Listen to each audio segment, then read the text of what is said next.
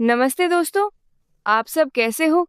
मेरे चैनल पर आपका स्वागत है। फिर से एक रस भरी कहानी में आज की कहानी बहुत ही गर्मजोशी वाली और थोड़ी सी गहरी है, जो सुनते ही दिल में एक अलग सी उमंग भर देगी।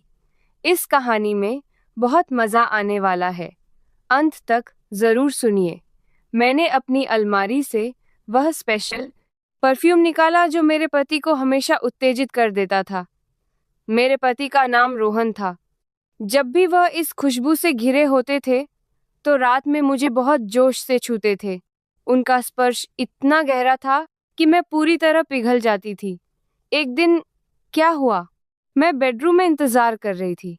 मैंने केसर वाली दूध बनाया और उसमें थोड़ी सी स्पेशल चीज मिला दी ताकि रोहन को और ज्यादा जोश मिले। ऐसा करते करते रात के 10:00 बज चुके थे। फिर मैंने गिलास उठाया और रोहन के पास चली गई। रोहन बेड पर आराम से लेटे थे। जैसे ही मैं पास आई, रोहन उठे और मुझे देखने लगे। जब वह कुछ नहीं बोले, तो मैंने ही पूछा, ऐसे क्या ताक रहे हो? बताओ ना, मैं कैसी लग रही हूँ? रोहन ने मुस्कुराते हुए कहा, आज तो मन कर रहा है कि तुम्हें पूरी रात चूम लूं। मैंने हंसते हुए गिलास थमाया और बोली, पर ये पी लो, फिर जहां चाहो ले चलो। रोहन ने दूध पी लिया और थोड़ी देर बाद मुझे अपनी तरफ खींच लिया। उसके बाद अपना होंठ मेरे होठों पर रख दिया। उसके बाद मेरे गले में घुसा दिया। बाप रे, क्या क्या हुआ दोस्तों? रोहन ने कैसे कैसे मुझे सुकून दिया। अगर आपको भी पूरी गहराई जाननी है, तो पहले कहानी को लाइक करें। प्लीज़ लाइक कर दो ना। प्लीज़ सब्सक्राइब भी। तो चलिए आपको शुरू से कहानी सुनाती हूँ। मेरा नाम रिया है। मेरी उम्र 29 साल है, लेकिन मैं अभी भी फिट और आकर्षक लगती हूँ। किसी भी व्यक्ति को अपनी मुस्कान से मोहित कर सकती हूँ। दिल तो हमेशा तरोताज़ा रहता है। जब मैं सिल्क साड़ी पहनती हूँ, तो जैसे हर कोई नज़र टिका लेता है। मेरी कहाँ गई है? मेरी चिकनी त्वचा पर जब रात की हवा लगती है, तो लगता है मानो मैं कोई मीठी सुगंध हूँ। अब बात करते हैं मेरे 24 साल के देवर की, जो मेरा सबसे करीबी साथी बन गया है। उसकी शरारती नज़रें और जोशीला अंदाज ने मेरे मन में एक अलग सी लहर पैदा कर दी है। जब वह मुझे देखता है, तो उसकी आंखों में वो गर्माहट होती है, जैसे वो कोई मीठा सपना सजा रहा हो। कभी वो मुझसे कहता है, भाभी आज तो आप बहुत खूबसूरत लग रही हो। इसीलिए मेरे पति कभी कभी रात में ही मुझे थोड़ा स्पेशल टाइम देते हैं। हम शहर के बीच में रहते हैं क्योंकि मेरे पति ऑफिस में काम करते हैं। मेरी 4 साल की एक बेटी भी है, इसलिए मेरी बॉडी अभी भी टाइट और नरम है। मैं अपने पति के साथ हर रात थोड़ा क्वालिटी टाइम बिताती थी। भले ही शादी को 6 साल हो चुके थे, लेकिन मेरे पति अभी भी मुझे बहुत प्यार से ट्रीट करते थे। अच्छा से, मेरा मतलब है, मुझे बहुत आराम से छूते थे। वैसे आमतौर पर वह बहुत जेंटल रहते थे, लेकिन मैं हमेशा अच्छी खुशबू लगाती थी और कभी-कभार स्पेशल मेकअप भी कर लिया करती थी। अगर दोस्तों आपको मेरे से बात करना है, तो इस वीडियो को लाइक करो और चैनल को सब्सक्राइब करो। और हाँ दोस्तों, जो जो सब्सक्राइब करेगा, उससे मैं अपना नंबर भेज दूंगा। तो जल्दी से सब्सक्राइब कर लो। कुछ हफ्ते पहले कुछ ऐसा हुआ जिसने सब कुछ बदल दिया। शाम को मेरे पति रोहन ऑफिस से लौट रहे थे। उनके किसी सहकर्मी की पार्टी थी, इसीलिए थोड़ा ज्यादा थके हुए थे। लेकिन घर आते वक्त सीढ़ियों पर फिसल गए और उनकी कमर मुड़ गई। डॉक्टर ने कहा कि ठीक होने में कम से कम 4 से 5 महीने लगेंगे। यह सुनकर मेरा मन उदास हो गया। रोहन का दर्द बाहर का था, लेकिन मेरे अंदर एक खालीपन फैल गया। जब मैंने उन्हें बेड पर लिटाया, उनकी आंखों में तकलीफ थी। मैंने तुरंत उनके पास बैठकर उनका हाथ पकड़ा।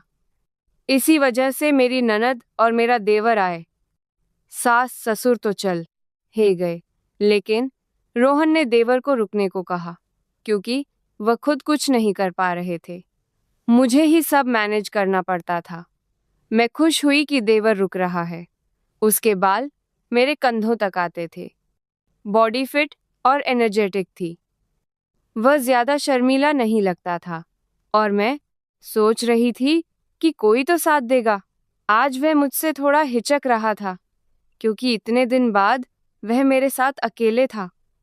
रात को जब मैं रोहन को दवा दे रही थी तब देवर भी साथ बैठा था और फिर अपने कमरे में गया।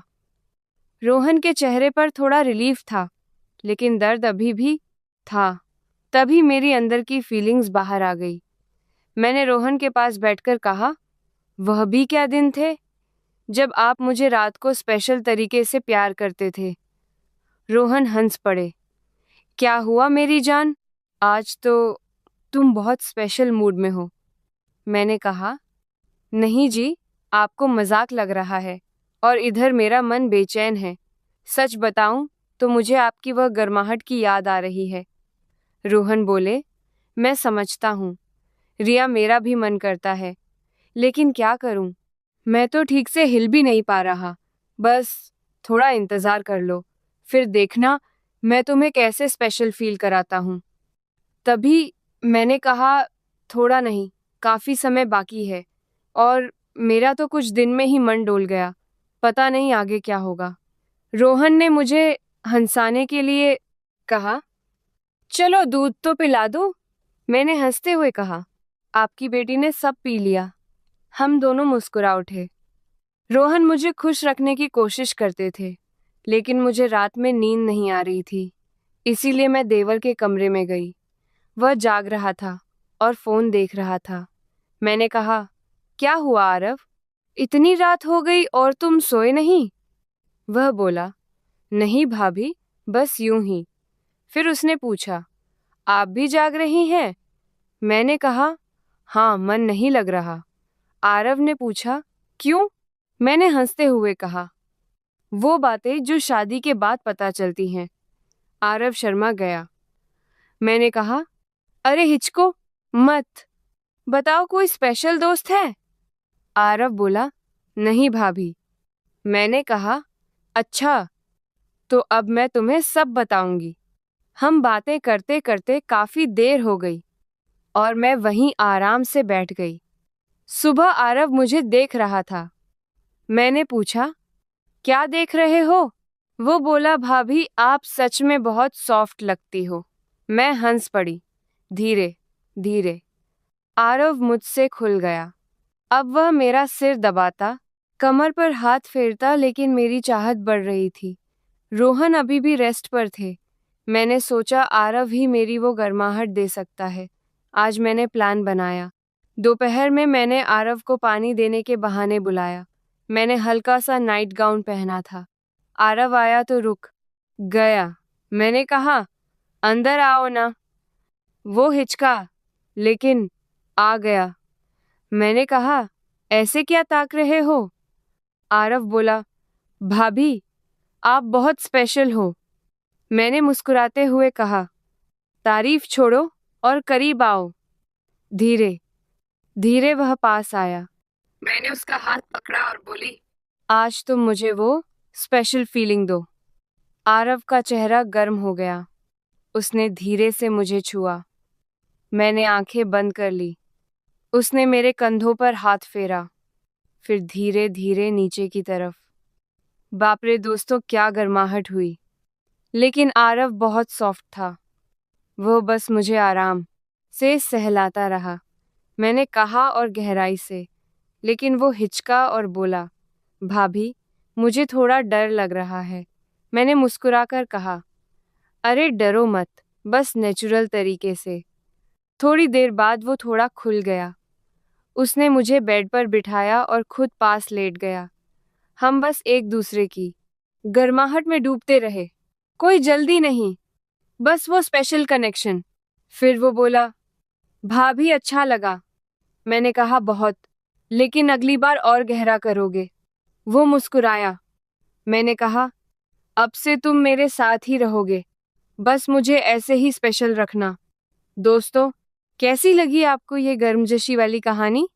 अगर अच्छी लगी हो तो कमेंट में ज़रूर बताएं और चैनल को सब्सक्राइब कर लें ताकि ऐसी और कहानियाँ सुन सकें। प्लीज़ लाइक करना मत भूलना। आप सब जानो। धन्यवाद। वेट करें इसके आगे वाले पार्ट।